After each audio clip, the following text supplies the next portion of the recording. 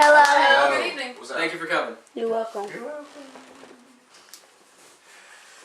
I'd like to begin with a quote from John C. Maxwell, an author of over 60 books and a doctor of ministry. No football coach in his right mind would try to teach 150 players 1 hour per day and hope to win the game on Friday night. No, the team is limited to 40 or 50 highly motivated players, and the coach has 3 to 4 assistants to work on the many skills needed to play the game. The student-teacher ratio is maybe 15 to 1. But the English teacher, all alone, has 150 players of the game of composition, not to mention literature, language, and the teaching of other matters dropped into English curriculum by unthinking enthusiasts. The student-teacher ratio is the number of students per instructor.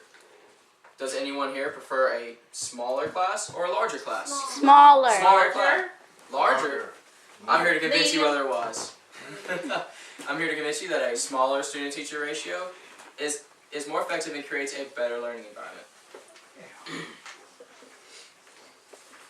In my personal experience, in the smaller classes with smaller student-teacher ratio, I was able to ask more questions and have more one-on-one time. And in these classes, I performed better and got better grades. My sources are from many different accredited institutions and experts in the educational field. I'm here to tell you which stage of education is most pertinent to the student-teacher ratio and some reliable studies based on student-teacher ratio. Which stage of education do you believe to be the most affected by student-teacher ratio? Earlier on, later on, in the middle? Earlier on. Earlier on? In the middle. Middle school? Earlier. Earlier?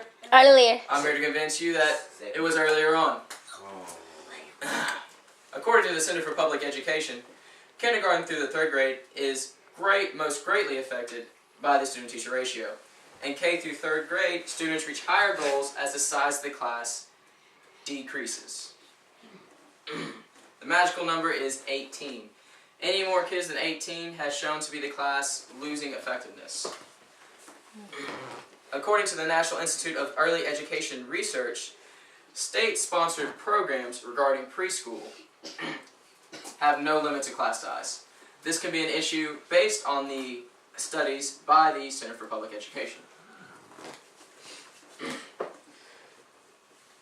Now, on to the studies. A study by the Reading Recovery Council of North America shows significant increase in test scores of struggling first graders with a one-on-one instruction over a small class of 2, 3, or 5. So can you tell me about when that study took place? That took place in 2001. Excellent, thank you. However, one-on-one instruction is not feasible with today's level of education. Everyone would have to be a teacher. You'd have to be a teacher for him, you'd be a teacher for her, everybody would lose their place in the job market, and the economy would essentially crash. So that is not feasible. This certain study showed a decreasing test scores as class size increased. Matthew Chingos and Grover Whitehurst of the Brown Center of the Brown Center on Education Policy suggest that one of the most influential studies regarding student-teacher ratio was conducted in Tennessee in the late 1980s, called the Student-Teacher Achievement Ratio, or STAR. Teachers were randomly given a class of either 22 students, the average at the time, or 15 students, approximately 30% less. The results of all the test taking and the averages were that the classes with 15 students received approximately 3 months more education per 4 years of education than the classes with 22 students. In conclusion, studies showed that if the class size is reduced by 30%, education will be greatly improved. All these studies have shown that a low student-teacher ratio is in fact more effective and creates a better learning environment. Thank you everyone for coming. Thank you.